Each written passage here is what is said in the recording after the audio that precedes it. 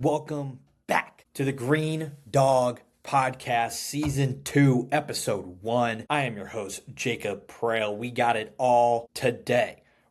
Last week was Big 12 Media Days, so we're going to go through, break everything down, every Big 12 team, give you some Big 12 predictions, so that way you're informed going into the season, and we'll give you a little bit about what to expect on this show for the rest of the summer. As always, give me my theme music. As you can see, first and foremost, welcome back to the GreenDawg Podcast, Season 2, Episode 1. It's no better time than right now in July to be talking college football. It's great to be talking back to the listeners. The Dog Pound, let me hear you. Love the support and everybody as well. Here's what to expect. As you can see, it's just me for this episode. Your mom's favorite little leaguer, Hunter Malone, will be back on next week. He's currently on a little family vacay at the moment. So it's just me running solo, going to do my best, I guess, Josh Pate impression. Or now is it Brandon Walker, since now that he has his own show? We'll dive maybe into that later. But Hunter Malone will be back next week. But I'm kind of the Big 12 guru, so this is my conference, as everyone knows. Can't wait to dive into this. But first and foremost, here's what you can expect from us. Me and Hunter running the show now. Picks. When we're in season on Saturdays, we're just him and I giving our top 10s. Giving our picks, right? Hunter going to be breaking down quarterback content, game film breakdown during the week. We'll have Dog of the Week. Obviously, we'll have our shows on Friday. Maybe in-season shows on Monday. A little recap, potentially for those in the Dog Pound. But without further ado, let's dive into Big 12 Media Days. Last week was Big 12 Media Days up in Frisco at the Star, at the Cowboys facility. There was a lot of news this offseason. Now, there's a lot of storylines at this Big 12 Media Day. I think the biggest one, I'd be remiss if we didn't start here, was the Brendan Sorsby debacle and the drama that came with Brendan Sorsby. That's finally been put to rest. Texas Tech gave up the charade. Sorsby decided to walk away. The reasons of his walking away is still not truly known. My personal theory is that somebody somehow higher up than Cody Campbell told the university that this is a really bad look, or somebody in his inner camp was like, hey, we can still go to the league, draft didn't shake out super well, so we can go there. Well, Sorsby didn't go, right? Sorsby gets denied entry into the NFL supplemental draft. He gets denied into the Canadian Football League. So Sorsby just has to sit out for an entire year until the NFL draft in 2027. And the thing about college football, which we'll get to, right, is the legality of the systems. Trying to get it passed through court, through our government, and all the things that come with it. But that just shows you the level of corruption kind of within everything that college football has its hands on.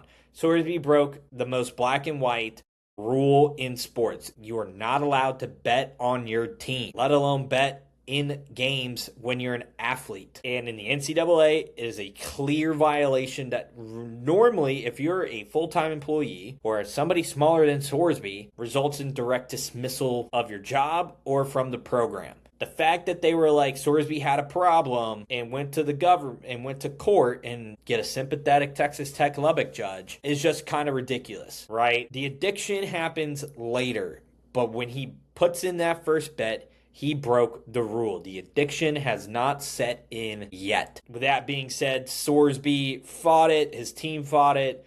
I mean, Texas Tech put out like a 22-minute video with Cody Campbell, the coach, and I think the university president, perhaps, I think. Someone correct me if I'm wrong. But those two I know were on it. Cody Campbell, this guy is basically Jerry Jones at this point, just bigger than the team, it feels like. And the Sorsby debacle ended the way it should. He's eating his punishment. He's not going to play, and Texas Tech is going to dodge some ramifications. I don't know about Cincinnati, though. Cincinnati seems like that investigation is going to be open on them because apparently they knew for 2 years and didn't do anything about it. So there's that over there in Cincinnati, right? But now that's kind of been put to rest, right? So now where does that leave Texas Tech, right? At the current moment in time, they're hopeful that Will Hammond is going to be healthy week 1 to be the starting quarterback. Will Hammond, as you know, was kind of a star when Baron Morton was injured. He had that played incredibly well in that Arizona State game, is very serviceable for that talented Texas Tech group. And I'm not too concerned that Sorsby takes him out of that, I don't want to say perennial, but that national championship level conversation, right? At this moment in time, we are not a gambling show, but this just information here. But Texas Tech is currently, their over-under is 10.5 wins, according to BetMGM. Texas Tech here, reigning Big 12 champs, right? There's a lot to dive into with them, but they got a couple quarterbacks they got to go through, right? We talked about Will Hammond. They got the Tulsa transfer and Kirk Francis, but the roster is still incredible. They have the running back duo from last year that was mildly impressive. They're going to have an incredible offensive and defensive line, and their conference, for the Big 12 is underrated in terms of competitiveness, but the competitiveness is more in the middle than at the top. So with that, that's kind of where Texas Tech is. Joey McGuire and company going to be dogs yet again. And I think if you're looking at the Big 12, the question is who has the best shot to dethrone Texas Tech? And I think that's what we'll dive into here in a bit. But big names here kind of to add. I mean, we're looking at some really big pieces here. I mean, they got Quentin Joyner coming from USC with 7.6 yards a carry in 2024. Right, they added Joyner out there. They got Jacoby Williams and Cameron Dickey as well in the backfield. But the wide receiver core of Micah Hudson, Kenny Johnson, and Coy Eakin are going to be dogs out there. The offensive line is incredible. But it's the defense that made a lot of noise for them last year. Obviously, with David Bailey, who went number 2 overall to the Jets, right? So we're looking at here some really, really big pieces, right? They added Julian LaVenture, from Akron. Thank you. But according to our lads in the depth chart here, right, you're looking at Adam Trick and Trey White on, as your linebacker and edge, right? One from Miami of Ohio. This team is just talented. They always have been. They're bringing back what looks like a lot of their secondary here, according to this sheet. And I just think when you look at Texas Tech, Joey McGuire is going to have this team ready to go. And is quarterback a question? Absolutely. I think it's a big question mark that they're going to have to answer. But I don't think it's as big as I think people make it out to be. They have a great offensive line and they have a great run game. And they can piggy that back off of each other. And they've been really effective. And that defense last year was a top 5 defense from my eyes. And was the only reason why they were even in that game against Oregon.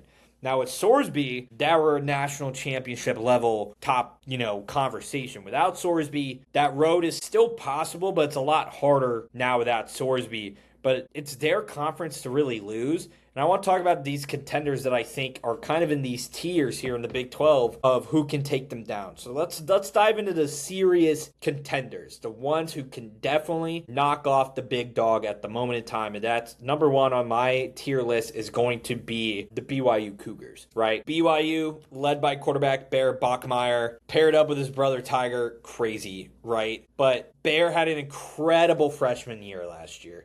I think he went through some ups, definitely went through a decent amount of downs, right? But they were 12-2 last year. They kept Sataki, who was really heavily rumored for that Penn State job. They kept him. Their win total is only 8.5. So I definitely think if you're going to win this conference, you're going to have to be way more than just 9 wins to go win. But they got a huge transfer in the portal.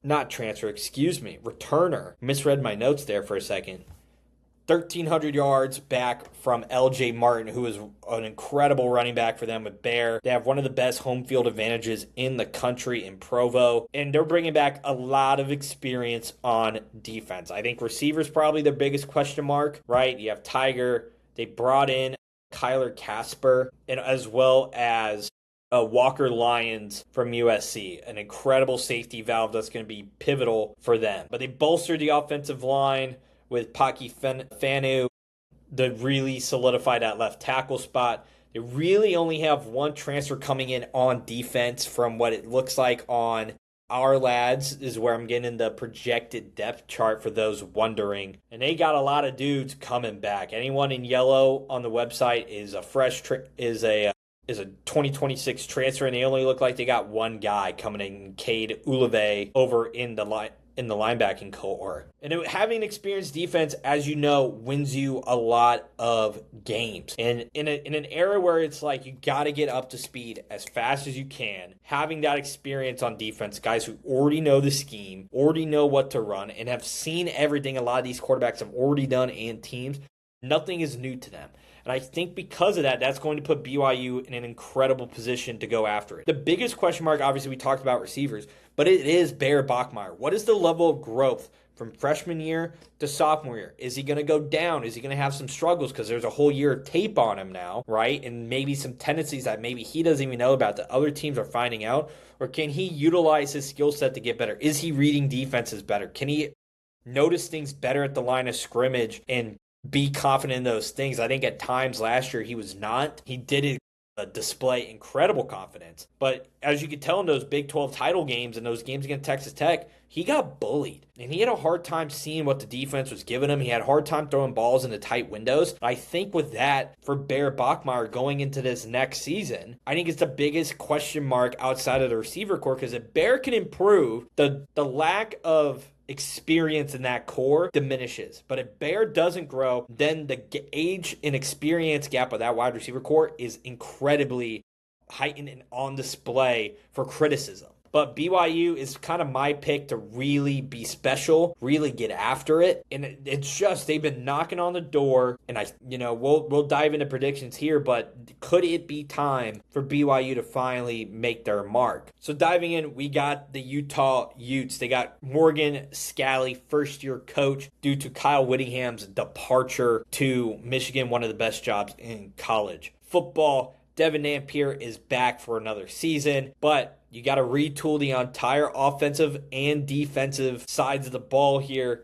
A lot of the offensive linemen are not experienced, right? They have been with the program, but are starting to get reps and be part of the starting lineup. Cedric Jefferson comes in from Montana State to really shore up that offensive line and helps them there. There's a lot of question marks, right? Wayshawn Parker, Daniel Bray, Dampier, right? Even a lot of talk about, Bird Ficklin, right? And the things that can maybe come out from there, right? They have Braden Pagan, right? The number one guy at Utah State, coming over with Kevin McGibbon, who was the top target at Utah State and had a really big impact, right? And the defense is a massive question mark, right? The DC has been there forever. Playing on Salt Lake on Saturday night at Utah is tough at Reed Eccles. The question is Utah able to survive a massive piece of their program, which was Kyle Whittingham? And he leaves. So now you have a whole bunch of this trust the culture mindset, right? Scalley has been the long-term defensive coordinator there forever, right? And now he gets the head job.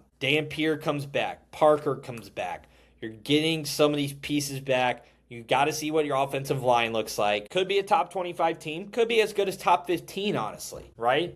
But when I'm looking at this is going to be a bumpier transition that I think people are going to see. I think they're going to struggle a little bit here to start the year. I think they're going to need to find their footing. But this is a Utah team that always finds its way to play its best football in late October, early November, and make that push to potentially be in the conversation of a Big 12 title in Arlington later this year. Where does Utah go, right? Where do they go? That's really the biggest question. It's not so much, here's the path. The path is new. The path hasn't been paved. Whittingham's gone. He led you to this part of the road. Now you got to build it.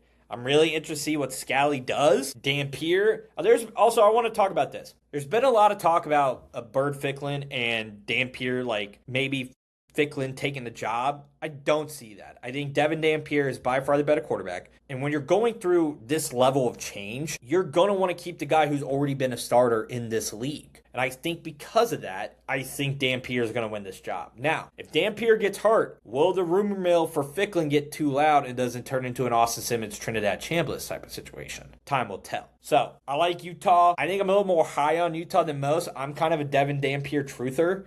I'm kind of in the camp that I think he's going to have a phenomenal year. I think he's going to have kind of a new ceiling to break, a glass ceiling to skyrocket through. And I think that's going to lead Utah into some really good positions. But this league is super tough at the top. to break through that upper echelon, you got to go through one or two teams. And if you can't do that, that's really all your success is going to be based on if you're Utah. Diving into the next team here, right? We got the Kansas State Wildcats. Last year was all over the place. Avery Johnson's dad fought a dude in Ireland, right? If anyone can remember that, right? Let's talk about K-State here, right? First year coach Colin Klein, you remember that guy, right? Running all over the field. I think he was like number 3 in Heisman voting one year. Forget what year that was. But he was a Texas A&M OC, came back over. Chris Kleinman retires. Colin Klein takes over. Now, they did lose their defensive coordinator in Joe Klannerman. He's now at Baylor. So now the defense has to get a new overhaul, right? They had a lot of dudes follow their guy, Klannerman, down to Baylor. But there's a lot this team can really do. They went out and, depending on how you want to view it, some may say they crushed the portal, right? Especially on the offensive side of the ball, because the biggest thing they struggled with last year was the wide receiver core was abysmal.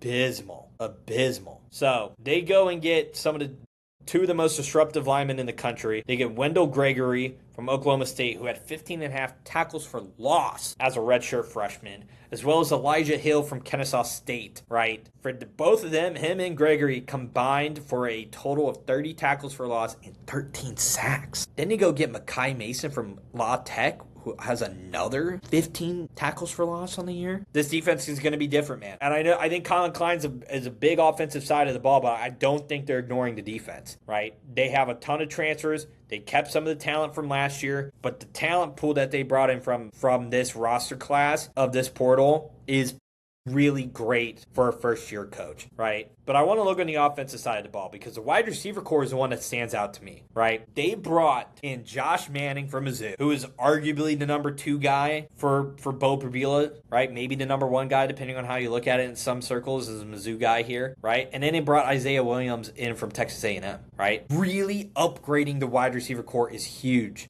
in my eyes, because before they couldn't do anything. They kept Joe Jackson, right? You have Avery Johnson coming back for another year. So you have basically Colin Klein 2.0 in K-State fans' eyes, right? And now Colin Klein's running the team. I think the K-State's win total right now is 8.5. They avoid Tech, BYU, and Utah in conference play. That is huge for the K-State program. And when you avoid teams like that, it puts your team in positions to massively succeed in a league like this, especially when you need to go get wins, right? Here, schedule goes. Nichols win, Washington State win, Tulane, 50-50 game. More than people think. This could be a loss. Could be. I really like Tulane, Jake Retzlaff, and company, but they lost their guy. I do in John Summerall might be taking the K-State Wildcats there. So you're 3-0 going into conference play. You get Cincinnati at Cincinnati. Dub. Houston here, I think, is going to sneak up on some people. We'll get into Houston here later. That's going to be a game I'm tuned into. Actually, probably not, because I'll be at an Ella Langley concert that weekend in Lubbock. But we'll go 50-50 game for Houston. Win over Kansas, 50-50 game over Arizona State, Colorado, and then you have 3 50-50 games with Oklahoma State, TCU, and Arizona. I think you take down Oklahoma State. I think you take down TCU. I don't think your luck wins over Arizona. And then you have Iowa. So you're looking at what? Potentially at your lowest 8-4, 9-3. In a perfect world, you're looking at maybe 11-1. Could be, in a perfect world, 12. So to me, I think K-State really has a lot to offer. I think K-State is a really interesting team. Colin Klein, we know the name. Avery Johnson, we know the name. We need to see the breakout from Avery Johnson. We kind of saw it in not last year, but 2 seasons ago. But now I need to see it fully. I'm not confident in what he's done. But with that being said, this team is set up to succeed. And if they can't get it done this year with Avery Johnson, I don't really know how that's going to look for them going into Colin Klein's tenure fully. But they have a chance to really make some noise in his first year here, and I'm excited to kind of see where they go. Diving into, where do we want to go next, people? We're kind of in the middle tier now. I kind of went through kind of the top contenders there, but we are going to go with the Arizona Wildcats next here, people. Hunter's number 1 quarterback, Noah Fafita, right? Coming back for another year. A lot of people think he's the best quarterback in the Big 12. A lot of people have high expectations of him. They bring back a lot of people, right? Noah Fafita is back for his 4th year, according to my notes, approaching nearly 9,000 yards passing and 73 tutties. The defense continues to be its strong suit. How to replace some linebackers, how to replace some some corners and safeties here. The biggest notes that I wrote down is as guys who caught my eye. Matai Tagoa, USC, right? That one caught my eye, as well as Dalen Austin. Two guys who caught my eye here. Really interested to see where they go, right? Bolstering up the front seven, bolstering up the safety. I think those have a chance to be real impact players, as well as, they added Antoine Roberts to add to that running back depth. They still got Kedrick, Riscano, and Quincy Craig. Wide receiver core is relatively intact with Trey Spivey, Chris Hunter, and Giovanni Richardson. Got some depth on the back end here, but the real Brent Brennan is back for his third year. Arizona's win total is at 7.5. But the offense needs some new studs, right? You lose some of your top guys from last year to this year, but Noah Fifita's back. And I think that is, in and of itself, is giving Arizona a lot of the edge here. They typically are strong on defense, even with less talent. And Noah Fifita has a big arm, can use his legs. Probably really fun to play in college football 27. But to me, I think it's really simple with Arizona. Noah Fifita will take them as far as they go. If Arizona's going to win the Big 12, Noah Fifita is winning the Heisman. Simple as that. Simple. They are what they are within the Big 12. Middle of the pack. I don't see him going higher. Don't see him going lower. But Arizona, middle of the pack. Noah Fifita, if he balls, he's on a Heisman campaign, and you're looking at Arizona potentially playing in the Big 12 title game in Arlington. But I don't see it. I think Noah Fifita is going to have a great year. But he's not my number one quarterback in the Big 12. Let's quickly kind of dive into Houston. Willie Fritz back for his third year, 7.5 win total. They were way better than people thought they were last year. They are led by, obviously, Connor Wegman, who was at Texas A&M 2 seasons ago. And this team surprised a lot of people. They were much better on offense than people gave them credit for. But this team has a ton of transfers that are projected starters right now. Obviously, you don't got to worry about quarterback. But they're bringing in a Marshall running back in Mekhi Hughes, who had nearly 3,000 yards during his time at Tulane. They bring in Trent Walker from Oregon State, who was the leading receiver for the Beavs. And then the offensive line gets a complete overhaul with conference-level dudes of Drew Trillo, Sharadre Hurst, and Anthony Boswell, Toledo, Tulane, and Miami of Ohio, respectively. And I think with Houston, I really, really think they're going to be a lot better than people think. I think they're definitely going to be way over that 7.5 projected win total. I think they have a chance to get up into that 10-win echelon potentially, depending on how the rest of their season looks, right? Speaking of who they are, let's pull up their schedule here, people. Do it with me at home. Week 1, Oregon State. That's going to be a really good barometer test for me of where this Houston team stands. Southern, then they got to go to Lubbock. Fox, Friday night game. That's big time. Big time. I'm really interested to see what happens here because I don't know if Houston's ready for this test this early in the season. If they got Lubbock, if they had to go to Lubbock late October, early November, I would like those chances better. But you got to go to Texas Tech early in the year. You maybe get Texas Tech on their third string quarterback at this point if Will Hammond's not fully healthy by then or has some setbacks. But I just don't see that team withstanding all the different things that come with it. So you're probably losing to Tech. You got to go to Georgia Southern, actually. Good for them. Win. UCF, win. K-State, it's the 50-50 game that I was talking about. Oklahoma State's another 50-50 game. All right, let's just, for the sake of this drill, you win both of those. Probably lose to Utah. Win Cincinnati, win Colorado, win West Virginia, 50-50 against Baylor. Ceiling 10-2. Floor, 8-4 with losses to K-State, Oklahoma State, Utah, and Tech. 7-5 if you lose to Baylor at the end of the year, depending on how that Baylor team looks, which we'll dive into here shortly. But I think Houston is going to be better than that 7.5 win total, right? I do think, like, if they go up against K-State, I think they take down K-State. Oklahoma State, I'm really high on, right? I'm really high on them because Drew Bestamaker. But Houston has the experience. So that game to me is a 50-50 game. Is a 50-50 game of that caliber. You got to go to Utah on a Saturday, no shot. So I think Houston really is dependent on the Houston Cougars, not the Houston Cougars, Connor Wegman and company, but Willie Fritz, year 3 is typically a massive jump with his programs, according to my notes here. So they're just battle tested, ready to go for this league. And that's where I really think the success for them is probably going to come here. I'm pulling up Willie Fritz's records here at his last several programs, so give me one moment. Took over a head coaching job with Georgia Southern, was 9-3, 8-4, gets a job at Tulane. Year 1, 4-8. Year 2, 5-7, so 1 win improvement. Tulane. Year 3, 7-6. So we're up 3 wins from year 1, 7-6, 6-6, 2-10 in 21. And then out of nowhere, 12-2, 11-2, 4-8 year 1, 10-3 with the Houston Cougars last year. That's impressive. That's very impressive. This Houston team, I think, is being slept on, and I think a lot of people are going to kind of see that when we get into the season. Willie Fritz has this team, if they click on all the right cylinders and they upset the likes of Utah down later in the year or the likes of Tech, watch out, people. Watch out. We'll have some uncomfortable conversations about those guys. Let's dive into TCU. TCU here, man, kind of all over the place, right? I'm not just saying that because, I work at Baylor and all the things. I try to be nice. But you lose Josh Hoover to Indiana. And then Sonny Dykes comes out, starts bashing the guy. TCU's been all over the place. Obviously, we know what they did with Max Duggan way back. They bring in a decent transfer class. But the biggest, this is the first one that I'm getting to that is starting a transfer quarterback here. Jaden Craig out of Harvard. And if you don't know what Jaden Craig did in the last 2 seasons at Harvard, he had 5,299 passing yards with 48 touchdowns. Really impressive at Harvard. I am concerned that he is not ready for Big 12 football. But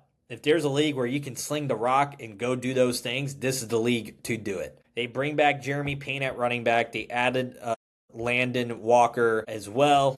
Jeremy Scott at wide receiver. Jordan Dwyer comes back for another season. They bolstered the right guard position from my notes. And they added on the defensive line. They added Cheetah Ofili from Texas Tech and Corin Hayward from Western Kentucky.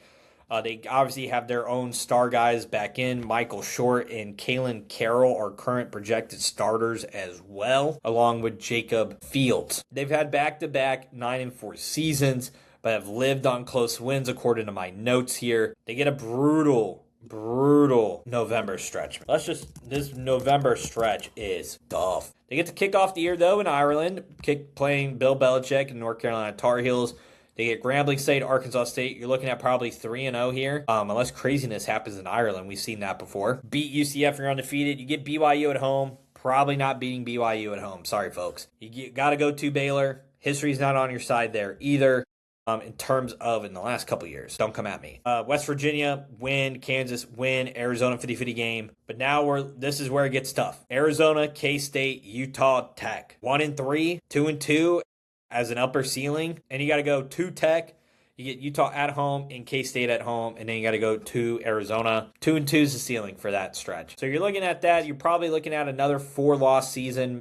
If you swindle and Craig balls out, you're looking at a three-loss season, and that would be a win for, I think, TCU fans. I think a lot of TCU fans are starting to get really frustrated with Sonny Dykes. It feels like the team's kind of in a holding pattern because once you get the taste of success, you want to keep going after the Kool-Aid, right? So there's that living on the edge there with TCU. Oklahoma State, probably everyone's biggest dark horse outside of Houston. Basically, North Texas 2.0. They brought everybody. They brought Mestamaker, they brought Caleb Hawkins, and they brought Wyatt Young, and they brought offensive linemen. So it's basically North Texas 2.0 with Big 12 money to ability to go do things, as well as I think they brought over their really great analysts as well. Eric Morris, first year, win totals 5.5.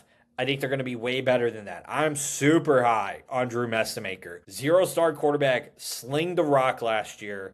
I think he's going to be really great. The defense is the biggest question mark, right? Because you've had to basically, that defense last year was awful. You couldn't defend anything if you were Oklahoma State and company, right? They could not do anything on defense. Pulling up their depth chart here. Legitimately, it goes, gold is 2026 transfers. Literally, the entire team is full of transfers. Defense, only 2 returning starters according to this website. So everybody on this team is new. And there's a lot of familiarity, though, at this moment in time because of Mestamaker. And it's North Texas. And he brought all the North Texas guys. Do I think some of these North Texas teams would have beat some of these Big 12 teams last year? Absolutely. I think this Oklahoma State team is going to be way better than I think people give them credit for. And like I said, the middle of the pack of the Big 12 is going to be really congested, right? I'll give my full Big 12 prediction later, but it's really, really congested in the middle and slim at the top, which I think is obviously pretty normal for the conferences of this size. But I mean, you're going to see a lot of teams 500 fighting for bowls there, a lot of 8-4s,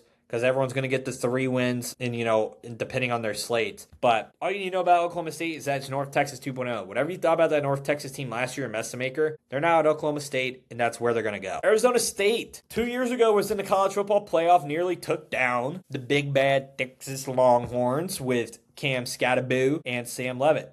Well, Cam Skattebo went to the NFL the year last season, and Sam Leavitt broke his ankle, had a kind of weird leaving, and now is at LSU with Lane Kiffin. Arizona brings in Cutter Boyle, and I think people are sleeping on Cutter Boyle. He is the projected starter at quarterback for this team at this moment in time. I think a lot of people think it's going to be Cutter. That's where I'm leaning. And I think Cutter Boley is way better than I think people think. You brought in Reed Harris, Omarion Miller, and Raiden Vines Bright. They have basically a 4-headed quarterback competition, also with Mikey Keene as well. Mikey Keene came in from, looks like, Fresno State. He's actually been all over the place. I would assume he came from Fresno because he was not at, I believe, UCF last year. So, yep, came in from Fresno. He also has a chance to compete for the starting job. But Cutter Boley is, I think, way better than I think people give him credit for. That Kentucky team was really tough last year.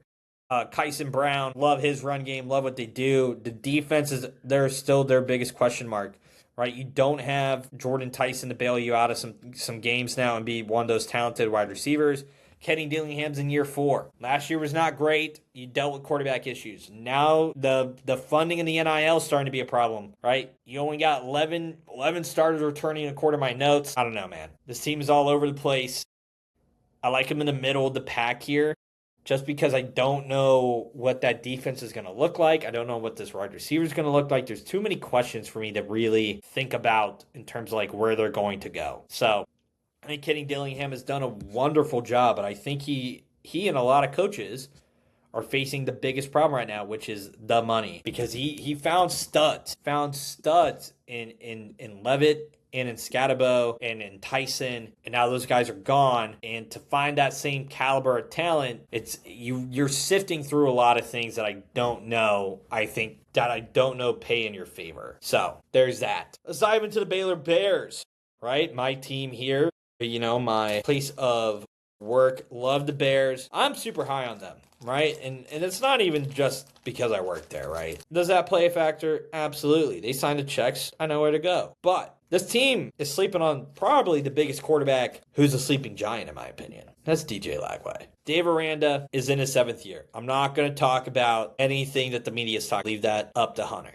right? I'm not going to talk about if he or is not on the hot seat. But he brought in defensive coordinator Joe Klanderman, who, that K-State defense the last several years has been fantastic. He does more with less. Bring in that on a struggling defensive unit, where if the defense just does their job, Baylor wins a lot more games, right? The defense, without a shred of doubt, was a massive struggle for this team last year. Bring in DJ Lagway, man. You got to replace a lot of wide receivers. You had to replace some tight ends, right? You still have Kloppestein, but now you got Tony Livingston, tight end from Florida, who came with him. You get Dawson Pendergrass back. You keep Cade Knighton. The defense hopefully gets the overhaul that they're looking for, right? They got Ryan Davis at linebacker, Hosa Wheeler from Indiana, and Daniel Cobbs, who came over with Klanderman from K-State. The entire defensive line is brand new. The offensive line is brand new. There's a lot of transfers. But given their win total of 6.5, given what this schedule looks like, there's a lot of opportunity for this Baylor Bears squad to go shatter expectations. I think people are sleeping on DJ Lagway. He is the happiest he's ever been. He is loving the game. He loves being at Baylor. I think that's going to show. I also really think Billy Napier did not put DJ Lagway in a position to succeed last year, because a lot of those interceptions, when you watch the tape, some of them are bad throws. Without a doubt, quarterbacks make them. But you watch some of those games, and he has to go and try and win the game on his shoulders, because the defense won't get a stop, right? Or vice versa. He's down, he's trying to make a play, and unfortunately, the ball just doesn't go his way. I think if he cleans that up, paired with this group of wide receivers with Spat Vidal, who's had a great success with quarterbacks recently, the world is really Baylor's oyster. And I'm super high on them. I think a lot of people are going to be surprised with how they actually end up being. But week 1 against Auburn is going to be a tough test, and it's going to be a great barometer for fans to know where they stand. Cincinnati. Where do we want to begin with the Bearcats, right? You lose, maybe good thing that you lost them. You lose Brendan Sorsby. So now your quarterback is J.C. French IV, which I'm not familiar with with his game, from Georgia Southern. So he comes over to Cincinnati. You haven't really needed to place the offensive line. Defense pretty much made the transfers. And now you're on year 4 of Scott Satterfield. He has slowly improved this team. Experienced offensive line. Ready to go. I don't know what to tell you about this Cincinnati team. They're kind of just there. You got a bunch of guys who are just there. It's pretty much like a mid-major squad with some Big 12 talent on it. Could shock the world. Can get some big wins. Could also lose a bunch. So Satterfield, if he has a bad year, gets, I guess, one more. I don't know. I don't know what to think about this. I don't know what to think about this Cincinnati squad. I mean, they brought in a bunch of wide receivers who I've had over 3,000 yards as a group, as a core. We'll see. We'll see where it goes. I don't know. I think when I'm looking at Cincinnati and I'm looking at Kansas and UCF and Iowa State and West Virginia and Colorado, like a bunch of these dudes are like, some of these guys are just here. Now, let's dive into K-State. Lance Leipold is in his 6th year. Man, Jalen Daniels is out of eligibility. You got a new quarterback in. You snagged Dylan Edwards from the portal, but your entire offense is built out of transfers. You got a new quarterback, and historically, you haven't done anything now since that new stadium's been built. People kind of invested, and now they're seeing their investment not do anything off the, production. I'm not high on Kansas, so there's that. Yeah. Anybody have any questions about Kansas? New stadium sick. UCF, Scott Frost. So we'll see what happens here. Typically, he gets a big year 2 jump. He got Alonzo Barrett III, James Madison quarterback, who was all over the place. 5,400 passing yards, 1,400 rushing yards, 71 total touchdowns over 2 seasons. That will play in the Big 12. He is all over the field, dynamic. Love to get for UCF. It's the rest of the abilities around that UCF team that I have a lot of questions about. I think this UCF team could surprise a lot of people. Do I think they're going to surprise a lot of people? The answer is no. I think they're going to be better than some squads, but not by much. I'm not going to be, the wool's not going to get pulled over my eyes there. But I think Alonzo Barrett could be outstanding. Iowa State, I'm going to kind of speed run these last 3 teams. Iowa State, Jimmy Rogers, I think just stayed on. Won an FCS title at South Dakota State and improved Washington State last year. Brings a big chunk of that defensive core. He gets Arkansas transfer Jalen Rayner from Arkansas State. This team really has a big question mark because all the talent went to Penn State. Matt Campbell took like 55 players with him. You got a new quarterback in Rayner who finally is getting his Big 12 shot. This team has a chance to be awful because they've had to repair so much. If they're even able to get to 5 wins, that's a massive win for that program. But I don't have a lot of hope in this Iowa State squad. I just have more hope in them than other teams behind them. West Virginia, they got a massive get in the portal with Camp Cook, who had nearly 1,700 rushing yards, 286 receiving with 16 tutties last year. Only gets 2 defensive returnees. A lot is asked of this West Virginia team. Getting Camp Cook's a big get. They could be a really run-heavy team. This could give a lot of teams fits, but I just don't think West Virginia is there yet. Defensively, they're just not there. Offense could be a little bit better to watch, but they're just not there defensively. And finally, Colorado Buffaloes, Deion Sanders in his 4th year. This is the lowest projected win total with 4.5. They're coming off a 3-9 season. Some are saying this is a sleeper team. They got a really strong wide receiver core of Cam Perry, Dan Scudero, and DeAndre Moore Jr. You get, I think, a full year of Juju, Julian Lewis in the offseason. This team could maybe surprise some people. I do not. I think they're going to be whatever. I think they're going to be okay. That defense is still awful. That defense is still terrible. You took a dingy Toyota Camry and gave it a new coat could have paint. But the problems are still there. If they don't have a good year this year, Deion's probably out the door. And probably for the best, given what his health's looking. So, love the wide receiver core. Decent running back core. So concerned about that defense. So concerned about it. Predictions. I'll give you 1 through 16 here. We'll go with Baylor winning it all, of course. I am going there. But I got number 2, BYU. Texas Tech at 3. Utah at 4. Arizona at 5. Houston at 6. K-State at 7. Arizona State 8, 9 TCU, 10 Oklahoma State. West Virginia is 11. I think they're going to be better than most. UCF's 12. Iowa State at 13. Colorado at 14. Cincinnati at 15. And I think Kansas is going to be the worst team in the Big 12. Now, I'll give you my top 10 quarterbacks as well. And then we'll kind of sign off everything here. But top 10 quarterbacks in the Big 12. I got 1, Devin Dampier, my favorite quarterback in this conference. Number 2, I got Drew Mestamaker, Oklahoma State. I think he's that good. Number 3 is Connor Wegman. He is so much better than people think he is. 4 is Noah Fafita. 5 is Bear Bachmeier. 6 is Baylor's DJ Lagway. 7 is Avery Johnson. 8 is Cutter Boyle. Boyle. 9 is Texas Tech's Will Hammond. And at 10 is Alonzo Barrett III. Go to our social pages to see Hunter's predictions and top 10 quarterbacks. As I've said, I think Baylor wins it. If it's not Baylor, then BYU.